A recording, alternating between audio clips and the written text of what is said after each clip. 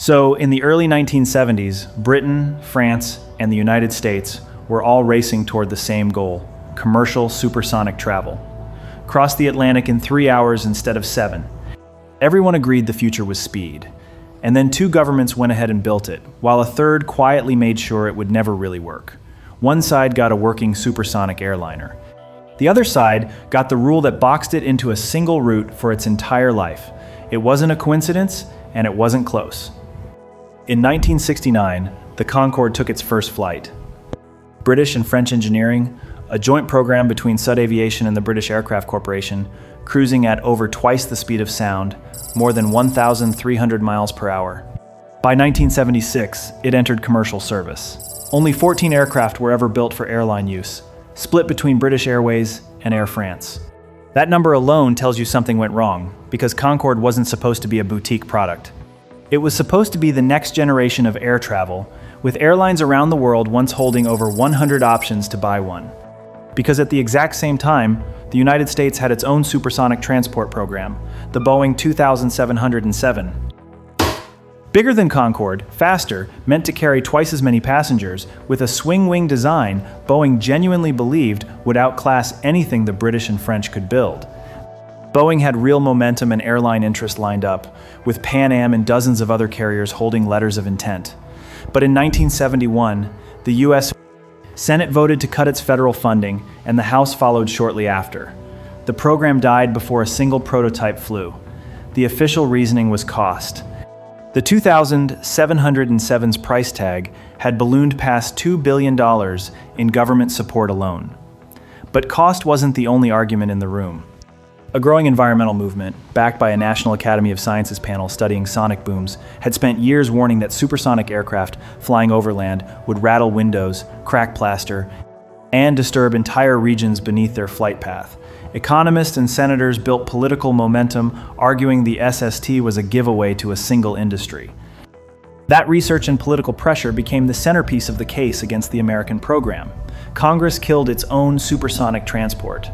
And 2 years later, in 1973, the FAA did something that looked completely unrelated on paper but wasn't. It banned civil supersonic flight over land within the United States, citing the exact same sonic boom research that had just killed the 2707. On its face, this was a noise regulation applied evenly to any aircraft, American or foreign. In practice, it meant Concorde, the only supersonic airliner left standing, could only fly supersonic over open ocean. No New York to Los Angeles, no Miami to Chicago, no domestic route of any kind. The only markets where Concorde could actually use the speed advantage it was built around were transatlantic ones: London to New York, Paris to New York, and for a short stretch, Washington. Every other route on the planet that a supersonic jet could theoretically serve was off the table before the plane had even carried its first paying passenger. And here's the part that's easy to miss. The rule didn't just limit Concorde's routes, it limited Concorde's economics from the ground up. An aircraft that expensive to build and fly needed dozens of viable long-haul markets to spread its enormous development and operating costs across. Instead, it effectively had two. British Airways and Air France ended up running Concorde essentially as a prestige shuttle between three cities. Not the global fleet of 100-plus aircraft its designers and early customers had imagined when those orders were first placed in the 1960s. Meanwhile, the American aerospace industry, the same one whose supersonic program had just collapsed, was left building conventional subsonic jets, and it thrived doing exactly that.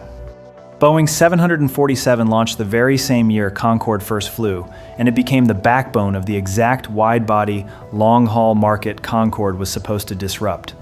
The 747 could carry nearly 400 passengers for a fraction of the operating cost per seat, using 4 engines that burned far less fuel per passenger mile than Concorde's 4 Olympus turbojets.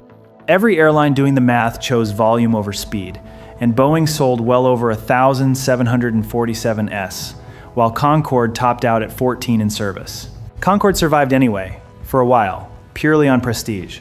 A round-trip ticket between London and New York cost around $12,000. Bankers, celebrities, and executives paid it gladly to shave 3 hours off a transatlantic flight, treating it more like a status symbol than transportation. For nearly 3 decades, that narrow niche was enough to keep 16 aircraft, across both airlines' fleets over the years, flying between London, Paris, and New York on a near-daily schedule. But the economics never improved, because under the existing rules, they legally couldn't.